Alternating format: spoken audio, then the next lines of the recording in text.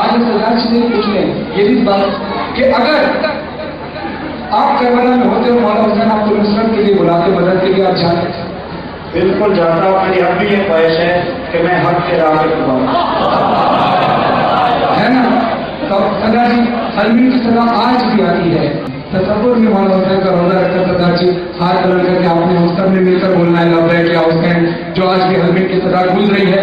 آج بھی اگر حق کے لیے جان کا نذرانہ دینا ہم سب مل کر دیں گے جو حق کا پرچار کرتے ہیں. دونوں ہاتھ بلند کر کے بولو لبیک یا حسین، لبیک یا حسین، لبیک یا حسین، لبیک یا حسین، لبیک یا حسین، لبیک یا حسین، لبیک یا حسین. دیکھو سکھ